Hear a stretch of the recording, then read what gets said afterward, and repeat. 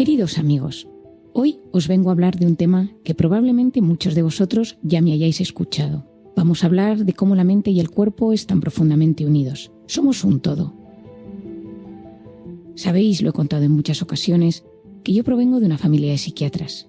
Mi abuelo ya vio la psiquiatría desde otro paradigma. En ese momento a todos los pacientes enfermos mentales los mandaban a hospitales psiquiátricos y ahí muchas veces morían.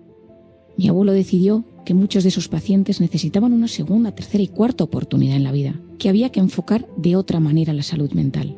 Luego llegó mi padre y él intentó llevar la psiquiatría a la calle, empezar a hablar de ansiedad, depresión, trastornos de la personalidad, pareja, y en la consulta y en los libros, en sus artículos, en sus podcasts, intenta traer todos estos temas a la luz. Cuando yo era pequeña me di cuenta que había un tema del que se hablaba poco, y era cómo la mente influía en el cuerpo y cómo el cuerpo influía en la mente.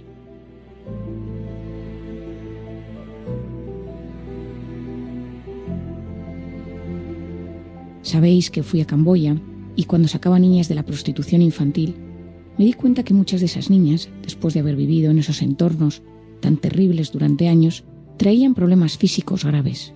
Me acuerdo una vez yendo a un médico del hospital de Phnom Penh con una de las niñas que había sacado de la prostitución, que me dijo: está enferma del corazón, está enferma del alma. Yo entonces me di cuenta que había que dar un paso más, que teníamos que aprender a unir mente-cuerpo en el mundo occidental.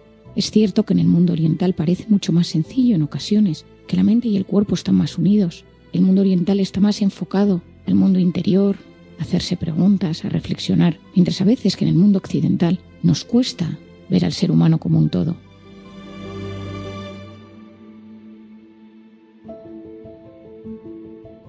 En el mundo occidental, la medicina está enfocada en temas muy subespecializados. Y tú vas a cualquier médico y hay un tema del que sabe muchísimo, pero a veces eso nos impide ver al ser humano como un todo.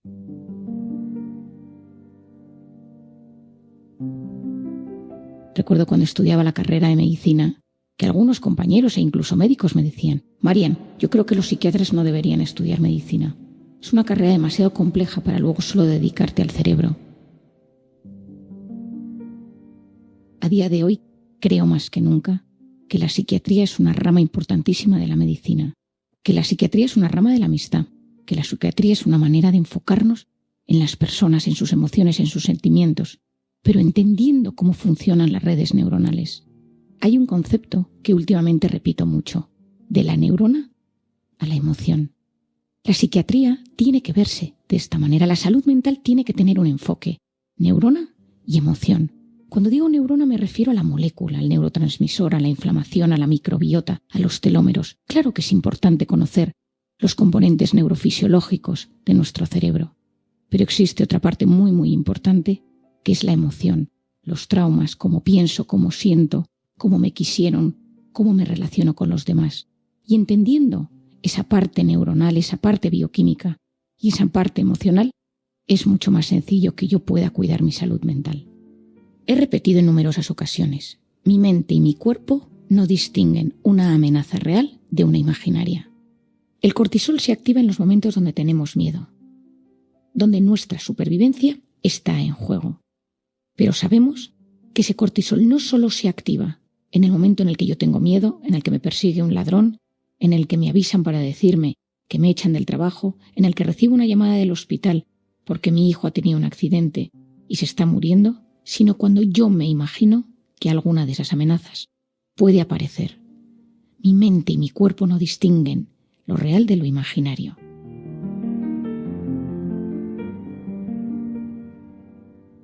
Vivimos muchas veces intoxicados de pensamientos negativos, de preocupaciones, que activan nuestros estados de alerta, y esa intoxicación de cortisol tiene un impacto directo en nuestra salud física, psicológica y de conducta. Esos pensamientos negativos tienen un impacto directo en mi salud. El hecho de vivir en estados de estrés mantenidos por culpa de mi trabajo, una relación de pareja complicada, un trauma sin resolver, una enfermedad personal o de un familiar. En todas esas ocasiones, yo vivo en estado de alerta, y ese estado de alerta va a modificar mi cuerpo, mi mente y la forma que yo tengo de relacionarme con el entorno. Como te digo, el cerebro no sabe diferenciar lo que es real de lo que es imaginario. Cada vez que modificamos el estado mental de forma consciente o inconsciente, se produce un cambio en el organismo, tanto a nivel molecular como celular y genético. De la misma manera, cuando modificamos el físico, la mente y la emoción lo perciben. Pensar altera nuestro organismo y la mente se va adaptando y reconfigurando dependiendo de factores, de circunstancias y de vivencias que van surgiendo a lo largo del día. No te olvides, un cerebro estresado es la consecuencia de vivir inundado de pensamientos tóxicos.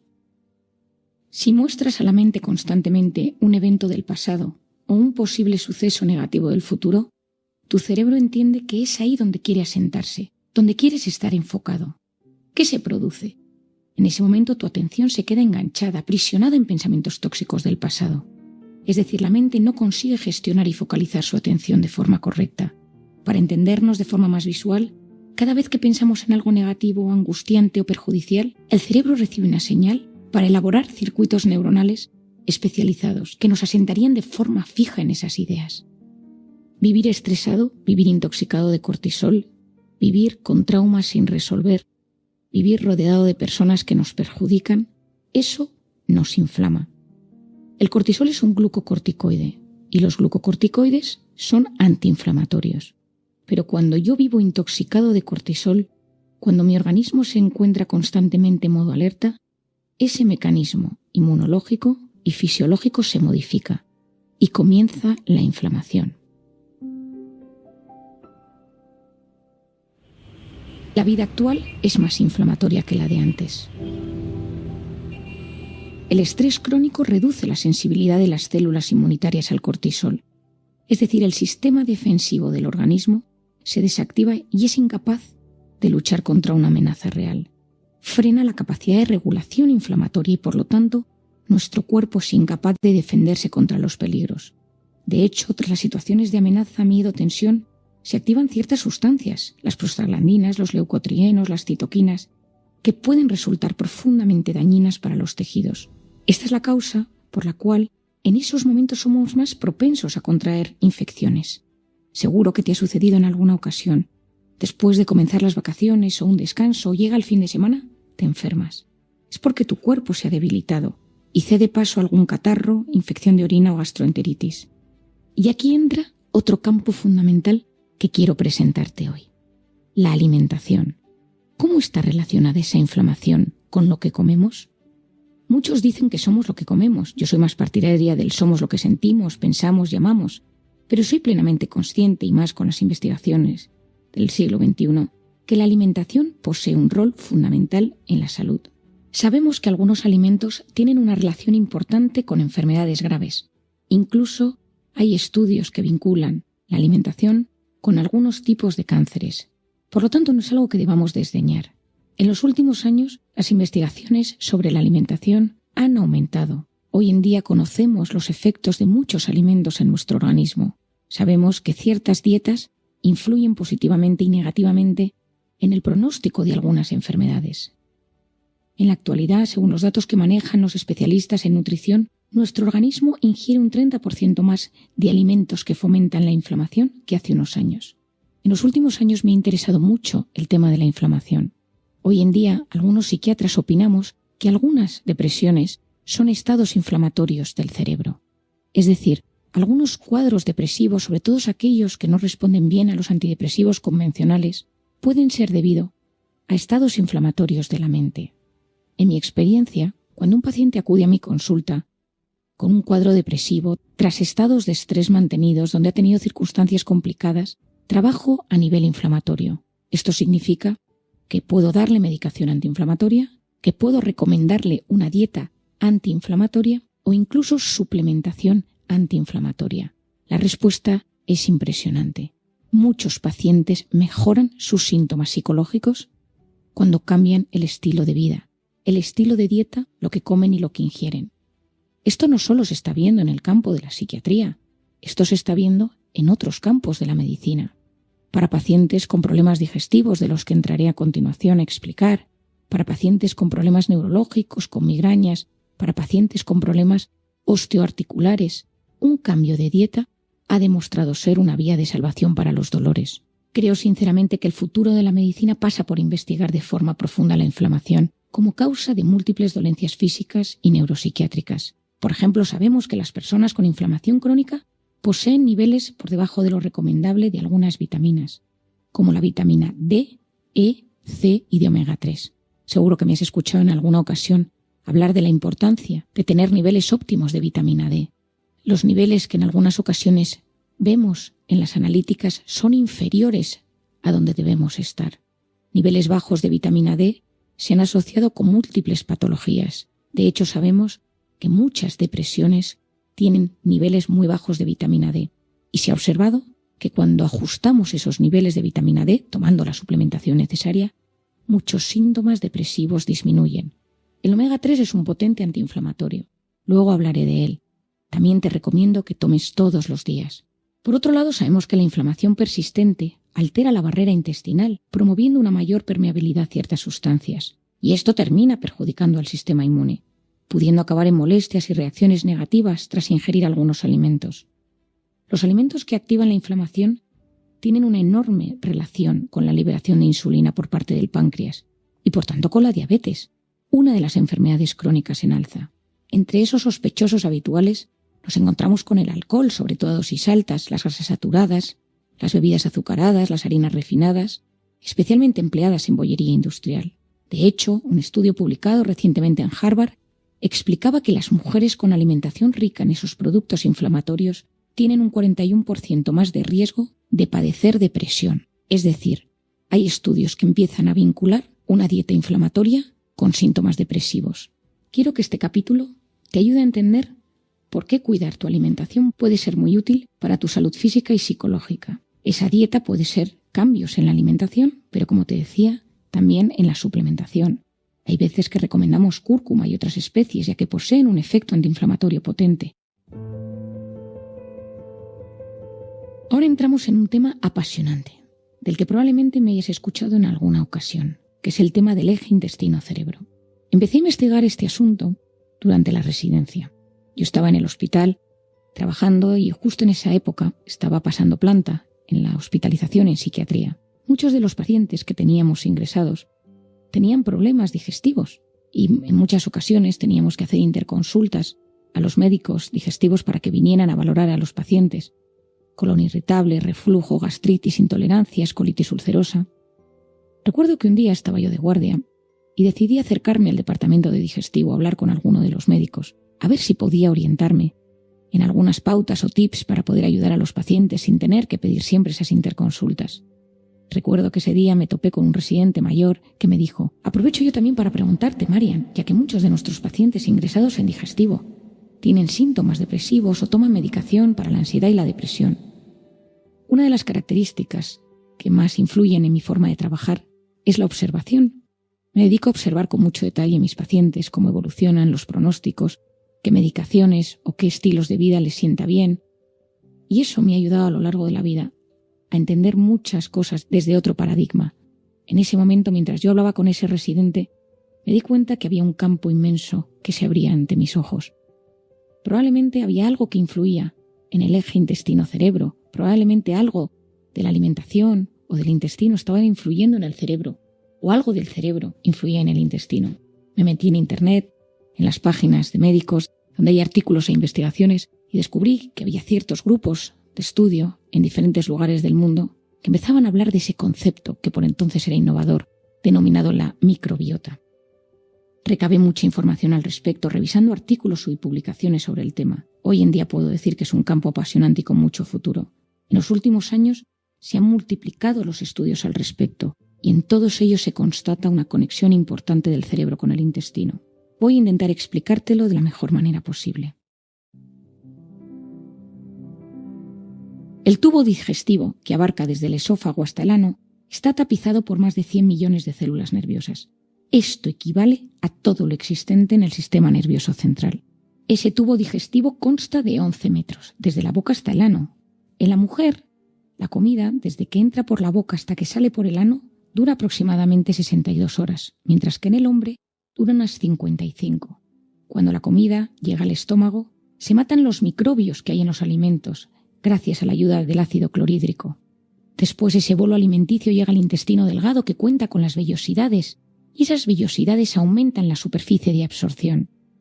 Ahí en el intestino delgado existe una barrera muy importante que protege el organismo de los tóxicos que están en el bolo alimenticio. En el aparato intestinal hay una barrera importante que protege la sangre del organismo de los tóxicos. Esa barrera son como unas células pegadas y yo siempre explico que hay como unos picaportes que abren y cierran esas células. Ese picaporte se abre y lo bueno entra a la sangre y lo malo se va a las heces. En los estados de estrés mantenidos, esos picaportes que se denominan las zonulinas acaban en las heces y se abren las puertas y ahí empiezan los síndromes de permeabilidad intestinal, de disbiosis tan comunes hoy en día. Si esa barrera no está bien, empiezan las enfermedades inflamatorias, las enfermedades autoinmunes. Esa barrera es tan importante que cada 3 días las células se reemplazan. Y después del intestino delgado, llegamos al colon. Ahí hay una función importante de absorción de agua y absorción de vitaminas B y K. Y el colon es la sede más importante del eje intestino-cerebro, porque ahí es donde se hospeda esa famosa microbiota. La microbiota, me gusta definirla como Saint-Exupéry en El Principito. Es un microcosmos invisible, pero vital para la supervivencia. Decía Saint-Exupéry que lo esencial es invisible a los ojos. Cuando yo estudié la carrera de medicina sabíamos muy poco de esa microbiota. Sabíamos que ciertos desequilibrios producían diarreas y colitis, pero no sabíamos nada. En los últimos 10 años los estudios se han multiplicado al respecto. La microbiota está compuesta de virus, bacterias, arqueas, protozoos, que facilitan la digestión enzimática, sintetizan vitaminas del grupo B, sintetizan ácidos grasos de cadena corta, que por ejemplo van a ser muy importantes para estimular la producción de serotonina.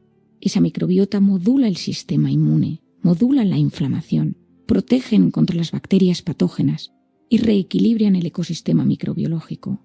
Esa función de la microbiota tiene un nivel endocrino, hormonal, inmune, nervioso.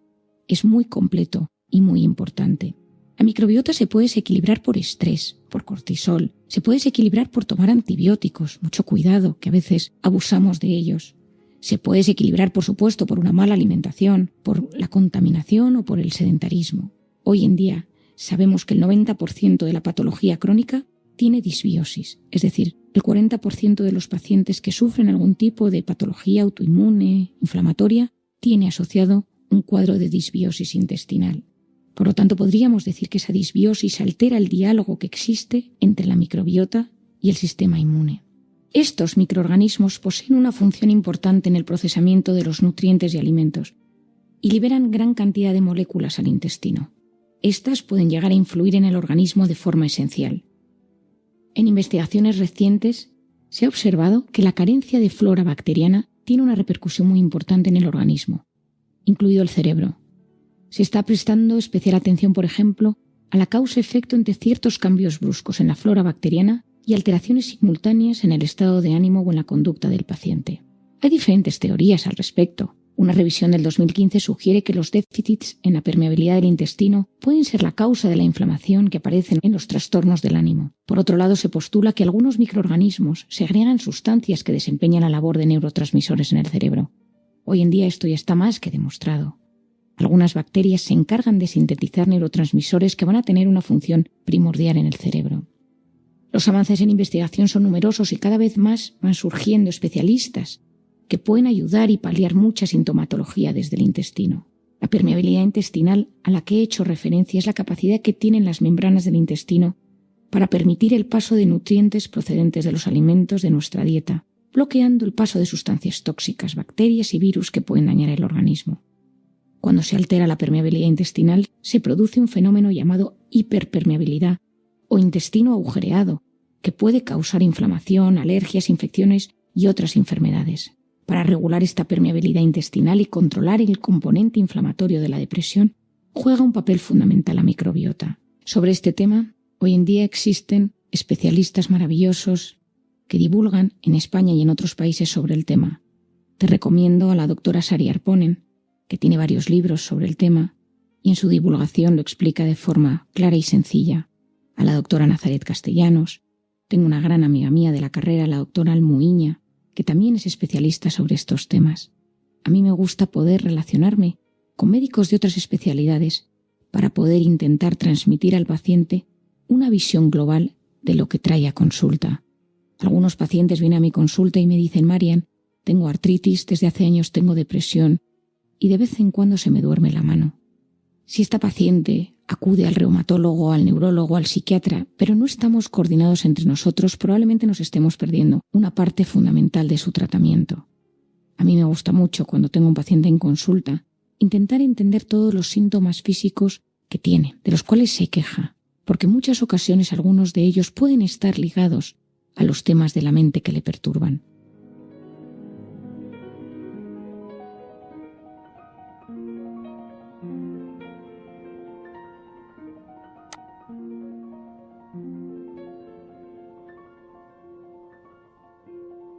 Hay estudios espectaculares publicados sobre cómo una infancia infeliz, con traumas, bullying, acoso, abandono, influye en la salud a lo largo de la vida.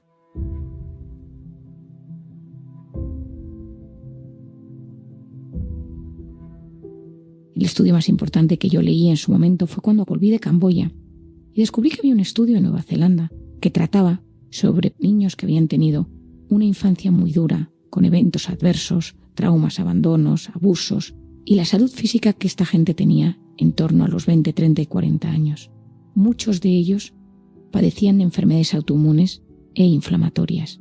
Y como os decía al principio, me dediqué a observar. Sabéis que yo en consulta trato mucho tema de abuso debido a mi experiencia en Camboya. Es uno de los temas que más me inquieta, donde tengo enfocada mi preocupación y mi terapia, y probablemente veo entre 5 y 10 a la semana. En muchas ocasiones en pacientes que han sufrido un abuso, un abandono, bullying en la infancia, un trauma fuerte. Cuando yo atiendo a esas personas a lo largo de la vida, descubro que su cuerpo ha hablado. Su cuerpo ha mostrado síntomas físicos, dolencias, que en muchas ocasiones no se ha relacionado con el trauma.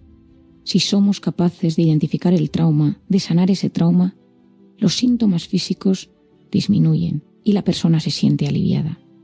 Ahí juega un papel fundamental la inflamación. Un trauma en la infancia desajusta el eje hipotálamo hipofisario adrenal, que es el eje que se encarga de activar los estados de alerta de forma adecuada, de activar el cortisol cuando lo necesitamos. Una persona que tenía un trauma en la vida tiene ese eje alterado y por lo tanto es más propenso a activar una enfermedad física, inflamatoria, autoinmune a lo largo de su vida. La buena noticia es que si esa persona se trata a nivel emocional, sana sus heridas y hace un tratamiento 360, un tratamiento integral, todo ello acaba mejorando, su cuerpo se resiente menos y su corazón y su mente se sienten aliviados.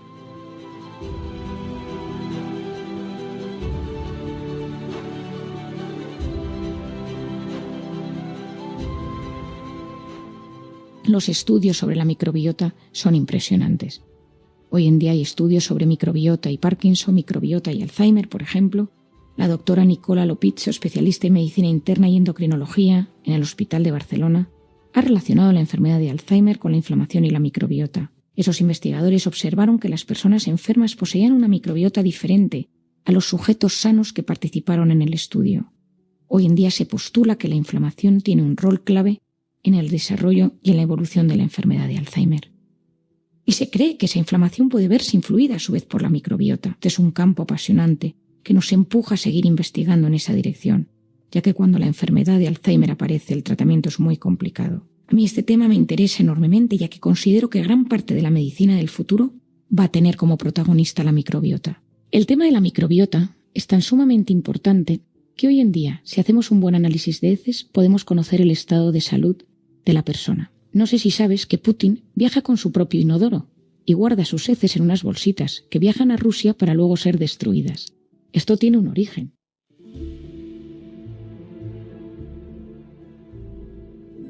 En 1964, en plena Guerra Fría, querían saber cómo era la salud del entonces presidente de la Unión Soviética, Nikita Khrushchev. Nikita Khrushchev era el que había puesto los misiles en Cuba. Se rumoreaba que tenía un problema de salud fuerte. No sabían qué iba a suceder.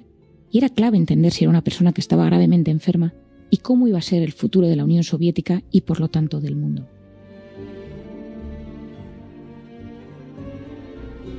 Aprovecharon el viaje de Nikita Khrushchev a Copenhague, enviaron un fontanero al hotel, a la suite donde él iba a estar alojado, y desviaron las cañerías. ¿Qué sucedía? Que al tirar de la cadena, las heces no iban al desagüe general, sino que se la llevaron los miembros de la CIA para poder investigar cómo era la salud de Nikita Khrushchev por entonces. Gracias a esto podemos entender que Putin, que ahora mismo juega un rol tan importante en la historia del siglo XXI, viaje con su propio inodoro para que nadie, y sobre todo la CIA, pueda saber cómo se encuentra el estado de sus heces y por lo tanto de su salud. No significa que todas las personas que hoy vayan a escuchar este podcast tengan que acudir a su médico a pedir un análisis de sus heces, pero sí tenemos que ser conscientes de nuestro estado de salud, de si nos sentimos inflamados, si hay algo que tenemos sin resolver, cómo está nuestra física, nuestra bioquímica y cómo se encuentra nuestro mundo emocional. ¿Hay algún trauma sin resolver? ¿Hay una enfermedad que ya se haya instaurado en mi vida? ¿Hay algo que yo puedo hacer para mejorar mis hábitos de vida? Porque todo ello está profundamente unido y cuando yo cuido mis hábitos de vida, soy capaz de sentirme mejor a nivel físico y psicológico.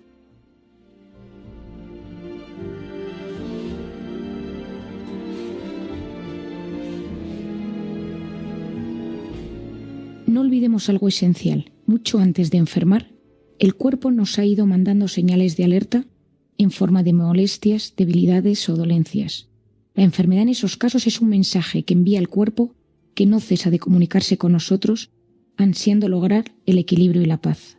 Al vivir en la era de la velocidad y de las prisas, donde todo se desarrolla a un ritmo tan intenso, no conectamos con nuestro interior y no sabemos o no podemos dar voz a esos síntomas que nos están alertando de que algo no funciona.